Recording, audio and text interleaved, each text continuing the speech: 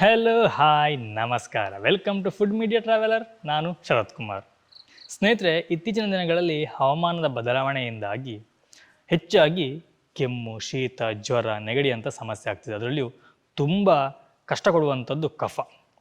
ಈ ಕಫಕ್ಕೆ ಏನಾದರೂ ಮದ್ದು ಬೇಕು ಅಂತ ಹೇಳಿ ತುಂಬ ಜನ ಹುಡುಕ್ತಾ ಇರ್ತಾರೆ. ಅಂಥವರಿಗೆ ಈ ವಿಡಿಯೋ ತುಂಬ ಯೂಸ್ಫುಲ್ ಆಗುತ್ತೆ. ನಾವಿವತ್ತು ಮನೆಯಲ್ಲಿ ಸಿಗುವಂಥ ಇಂಗ್ರೀಡಿಯೆಂಟ್ಸ ಯೂಸ್ ಮಾಡಿಕೊಂಡು ಅದರಲ್ಲಿ ಒಂದು ಮನೇಲಿ ಸಿಗದೇ ಇರುವಂಥದ್ದು ಆದರೆ ಹೆಚ್ಚು ಅವೈಲೇಬಲ್ ಇರುವಂಥ ಒಂದು ಇಂಗ್ರೀಡಿಯೆಂಟ್ಸ್ನ ಯೂಸ್ ಮಾಡ್ತಾಯಿದ್ವಿ. ಇದನ್ನ ಯೂಸ್ ಮಾಡಿ ಒಂದು ಒಳ್ಳೆಯ ಮನೆ ಮದ್ದನ್ನು ಮಾಡ್ತಾಯಿದ್ವಿ. ಆ ಮನೆ ಮದ್ದು ಹೇಗೆ ಮಾಡೋದು, ಯಾವುದನ್ನು ತಿಳ್ಕೊಳ್ಳೋಂಥ ಮುಂಚೆ ನೀವು ನಮ್ಮ ಚಾನಲ್ಗೆ ಹೊಸಬರಾಗಿದ್ದರೆ ದಯವಿಟ್ಟು ಸಬ್ಸ್ಕ್ರೈಬ್ ಮಾಡ್ಕೊಳ್ಳಿ. ಹಾಗೆ ನಮ್ಮ ಪಕ್ಕದಲ್ಲಿ ಬೆಲ್ಲೈಕನ್ನ ಕ್ಲಿಕ್ ಮಾಡಿ ಆಲ್ ಆಪ್ಷನ್ನ ಸೆಲೆಕ್ಟ್ ಮಾಡ್ಕೊಳ್ಳಿ. ನಮ್ಮ ಇದೇ ರೀತಿ ಪ್ರತಿಯೊಂದು ವೀಡಿಯೋಗಳ ನೋಟಿಫಿಕೇಶನ್ ಪಡಿಬೋದು. ಹಾಗೆ ವಿಡಿಯೋ ಮಿಸ್ ಮಾಡದೆ ಮೊದಲು ನೀವು ನೋಡ್ಬೋದು.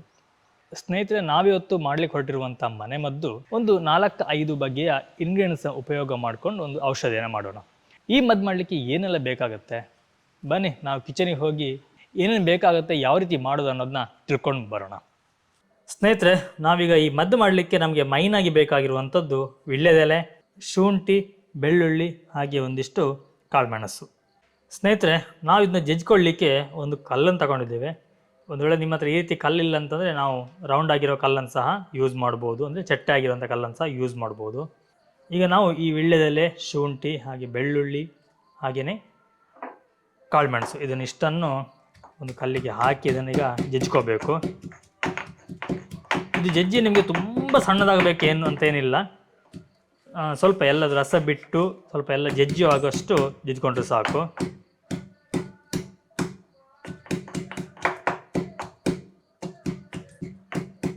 ಈಗ ಇದನ್ನು ಜಜ್ಜುವಾಗಲೇ ತುಂಬ ಚೆನ್ನಾಗಿ ಸ್ಮೆಲ್ಲೆಲ್ಲ ಬರುತ್ತೆ. ಆ ರೀತಿಯಾಗಿ ಆ ಸ್ಮೆಲ್ ಬರಬೇಕು. ಹಾಗೆ ಆ ಸ್ಮೆಲ್ ಕೇಳಲಿಕ್ಕೆ ಸಹ ಹಾಗೆ ತುಂಬ ಖುಷಿ ಅನಿಸುತ್ತೆ, ಬಾಯಲ್ಲಿ ನೀರು ಬರುತ್ತೆ ತಿನ್ನುವ ಅಂಥೇಳಿ. ಬಟ್ ಸ್ವಲ್ಪ ಖಾರ ಇರುತ್ತೆ, ಆದ್ರೂ ಆರೋಗ್ಯಕ್ಕೆ ತುಂಬಾ ಒಳ್ಳೆಯದು.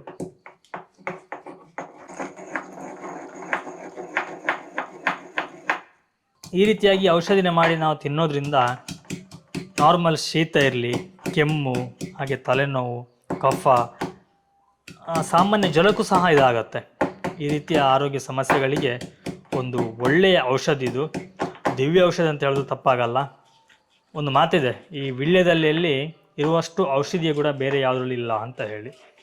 ಅಷ್ಟೊಂದು ಔಷಧಿಯ ಗುಣಗಳನ್ನು ಈ ವೀಳ್ಯದೆಲೆ ಹೊಂದಿದೆ. ಇದ್ರ ಬಗ್ಗೆ ನಾನು ಡೀಟೇಲ್ ಆಗಿ ಒಂದು ವಿಡಿಯೋನ ಮಾಡಿ ಹಾಕಿದ್ದೀನಿ. ಒಂದು ವೇಳೆ ನೀವು ಆ ವಿಡಿಯೋ ನೋಡಲಿಲ್ಲ ಅಂತಂದರೆ ಡಿಸ್ಕ್ರಿಪ್ಷನ್ ಲಿಂಕ್ ಹಾಕಿರ್ತೀನಿ. ಹಾಗೆಯೇ ಐ ಬಟನ್ ಸಹ ಬರ್ತಾ ಇರತ್ತೆ ನೋಡಿ, ಆ ವಿಡಿಯೋನ ಸಹ ನೀವು ನೋಡ್ಬೋದು. ನಾವೀಗ ಒಂದು ಸಣ್ಣ ಈರುಳ್ಳಿನ ತಗೊಂಡಿದ್ದೇವೆ. ನಿಮಗೆ ಎಷ್ಟು ಸಣ್ಣದು ಬೇಕು ನೋಡಿ ಅಷ್ಟು ಸಣ್ಣ ತಗೊಳ್ಳೋದು, ತೊಂದರೆ ಇಲ್ಲ. ಸ್ವಲ್ಪ ದೊಡ್ಡದಕ್ಕಿಂತ ಸಣ್ಣದು ಒಳ್ಳೆಯದು. ಸಣ್ಣದು ಎರಡು ಹಾಕ್ಕೊಳ್ಳಿ, ಯಾಕಂದರೆ ದೊಡ್ಡ ಈರುಳ್ಳಿಕ್ಕಿಂತ ಸಣ್ಣ ಈರುಳ್ಳಿಯಲ್ಲಿ ಔಷಧಿ ಅಂಶ ಜಾಸ್ತಿ ಇರುತ್ತೆ. ಇದನ್ನು ಸಹ ಹಾಗೆ ನಾವು ಸಣ್ಣ ಸಣ್ಣ ಕಟ್ ಮಾಡಿ ಇದನ್ನು ಸಹ ನಾವು ಇದ್ರ ಜೊತೆ ಜಜ್ಜಬೇಕು. ನಾವು ಒಟ್ಟಿಗೆ ಹಾಕಿ ಯಾಕೆ ಜಜ್ಜಿಲ್ಲ ಅಂತಂದರೆ, ಈ ವೀಳ್ಯದೆಲೆ ಸ್ವಲ್ಪ ಜಜ್ಜುವಾಗ ಅದು ಅಷ್ಟೊಂದು ಬೇಗ ಜಜ್ಜಿ ಹೋಗಲ್ಲ. ಅದಕ್ಕೋಸ್ಕರ ಸ್ವಲ್ಪ ಅದನ್ನು ಜಜ್ಜಿ ಆನಂತರ ಈರುಳ್ಳಿನ ಹಾಕ್ಕೊಳ್ತಿದ್ದೇವೆ. ಈರುಳ್ಳಿ ಹಾಗೆ ಮೇಲಿನ ಸಿಪ್ಪೆಯನ್ನು ತೆಗೆದು ಕ್ಲೀನಾಗಿ ತೊಳ್ಕೊಬೇಕು, ಇಲ್ಲಾಂದರೆ ಅದ್ರ ಮೇಲುಗಡೆ ಒಂದು ಕಪ್ಪು ಪೌಡರ್ ಥರ ಇರುತ್ತಲ್ವ, ಅದಲ್ಲಿ ಇರಬಾರ್ದು. ಆದಷ್ಟು ಕ್ಲೀನಾಗಿ ತೊಳೆದು ಅದನ್ನು ಜಜ್ಕೊಬೇಕು.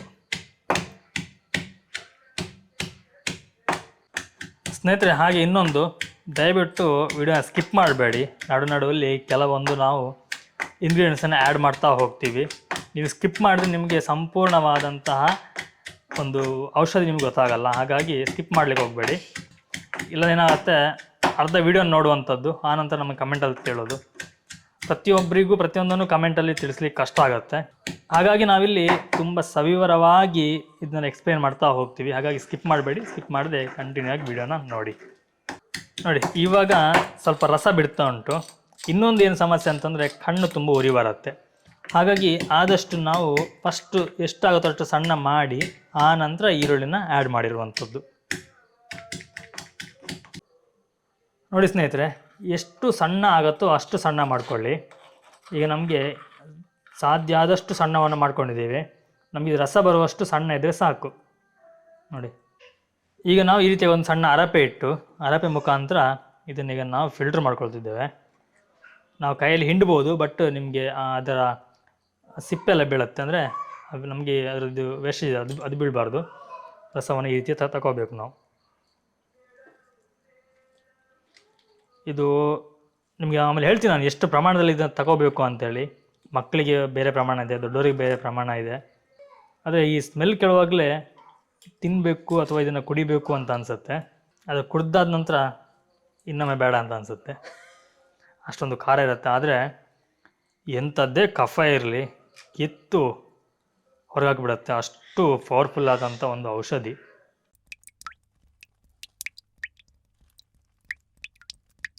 ನೀವೀಗ ಕೇಳ್ಬೋದು, ಒಂದು ವೇಳೆ ನಮ್ಮ ಮನೆಯಲ್ಲಿ ಈ ರೀತಿ ಕಲ್ಲಿಲ್ಲ ಅಥವಾ ನಾವು ಸಿಟಿಯಲ್ಲಿದ್ದೇವೆ, ನಮ್ಗೆ ಯಾವ ರೀತಿ ಕಲ್ಲುಗಳು ಸಿಗ್ತಾಯಿಲ್ಲ, ನಾವೇನು ಮಾಡೋದು ಅಂತೇಳಿ.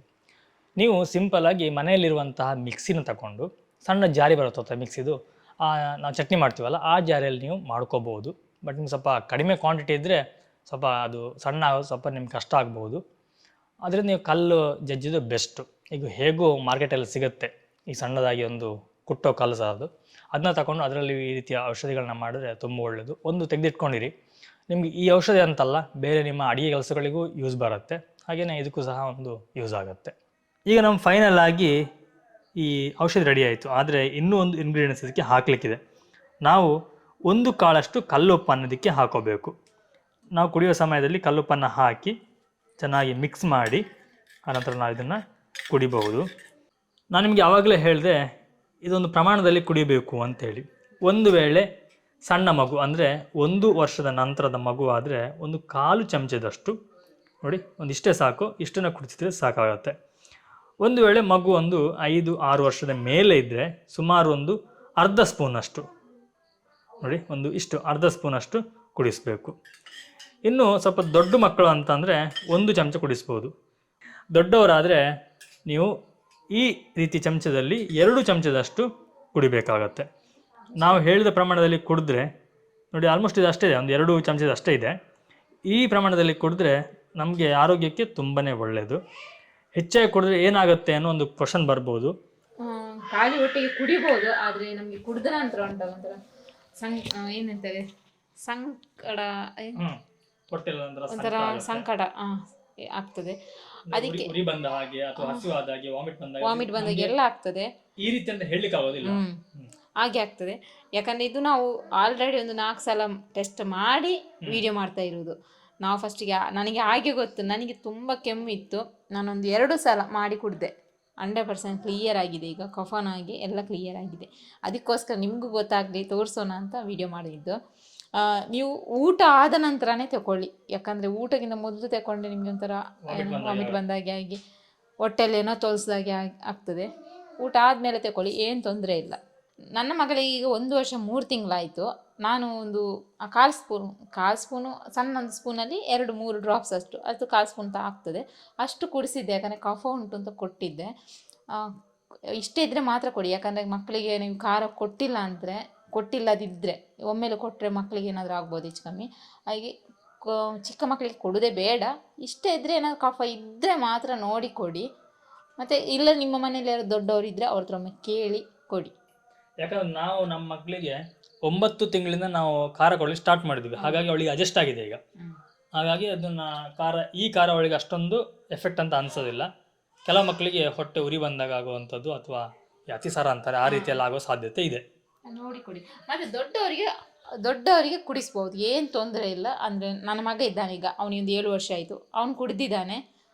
ಒಮ್ಮೆ ಒಂಥರ ವಾಮಿಟ್ ಎಲ್ಲ ಬಂದಾಗೆ ಮತ್ತು ಹಸಿವಾಗ್ತದೆ ಮಕ್ಕಳಿಗೆ.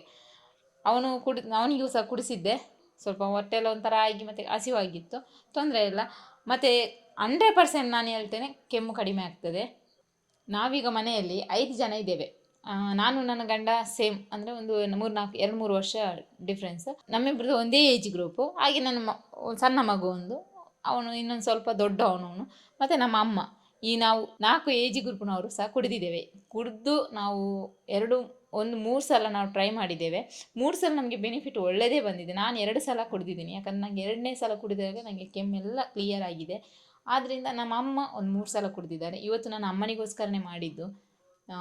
ಅಮ್ಮ ಹೇಗೂ ಕೆಮ್ಮೆಲ್ಲ ಕಡಿಮೆ ಆಗಿದೆ, ಅದಕ್ಕೆ ಸ್ವಲ್ಪ ಕಫ ಗರಗರ ಅಂತ ಅನಿಸ್ತಿತ್ತು, ಅದಕ್ಕೋಸ್ಕರ ಇವತ್ತು ಮಾಡಿದ್ದು. ಹಾಗೆ ನಿಮಗೂ ಇದನ್ನು ತೋರಿಸುವ, ಯಾಕಂದರೆ ನಮಗಿದು ಬೆನಿಫಿಟ್ ಆಗಿದೆ. ಹಾಗೆ ನಮ್ಮ ವ್ಯೂವರ್ಸ್, ನಮ್ಮ ಫ್ಯಾಮಿಲಿ ಅಂತ ಹೇಳ್ಬೋದು, ಅವರಿಗೂ ಸಹ ಹೆಲ್ಪ್ ಆಗಲಿ ಅಂತ ನಾವು ಈ ವಿಡಿಯೋನ ಮಾಡಿದ್ದು. ಏನಾದರೂ ನಿಮಗೆ ಹೆಲ್ಪ್ ಆಗಿದ್ದರೆ ಕಮೆಂಟಲ್ಲಿ ತಿಳಿಸಿ. ಮತ್ತು ಏನಾದರೂ ನಿಮಗೆ ಗೊತ್ತಿದ್ದರೆ, ಬೇರೆ ಏನಾದರೂ ಮೆಡಿಸಿನ್ ಏನಾದರೂ ಗೊತ್ತಿದ್ರೆ ನಮಗೂ ಸಹ ತಿಳಿಸಿ. ಖಂಡಿತ ನಾವು ಟ್ರೈ ಮಾಡ್ತೀವಿ. ಸ್ನೇಹಿತರೆ ನೋಡಿದ್ರಲ್ಲ, ತುಂಬ ಸಿಂಪಲ್ ಆಗಿ ಒಂದು ಕಫ, ಕೆಮ್ಮು, ಶೀತ, ನೆಗಡಿಗೆ ಮಾಡಬಹುದಾದಂಥ ಸಿಂಪಲ್ ಮನೆಮದ್ದು. ಈ ವಿಡಿಯೋ ನಿಮಗೆ ಇಷ್ಟ ಆಗಿದೆ ಅಂದ್ಕೊಳ್ತೀನಿ. ಇಷ್ಟ ಆಗಿದೆ ಒಂದು ಲೈಕ್ ಕೊಡಿ, ಇಷ್ಟ ಆಗಲಿಲ್ಲ ಡಿಸ್ಲೈಕ್ ಕೊಟ್ಬಿಡಿ. ಹಾಗೆಯೇ ನಿಮ್ಮ ಫ್ಯಾಮಿಲಿ ಫ್ರೆಂಡ್ಸ್ ಜೊತೆ ಶೇರ್ ಮಾಡಿ. ಎನಿವೆ ಸ್ನೇಹಿತರೆ, ನಾನು ನಿಮಗೆ ಮುಂದಿನ ಒಂದು ವಿಡಿಯೋದಲ್ಲಿ ಸಿಗ್ತೀನಿ, ಒಂದೊಳ್ಳೆ ರೆಸಿಪಿ ಅಥವಾ ಒಂದೊಳ್ಳೆ ಗಿಡಮೂಲಿಕೆ ಅಥವಾ ಒಂದೊಳ್ಳೆ ಇನ್ಫಾರ್ಮೇಷನ್ ಜೊತೆ. Thank you. ಬಾಯ್. ನಮಸ್ಕಾರ.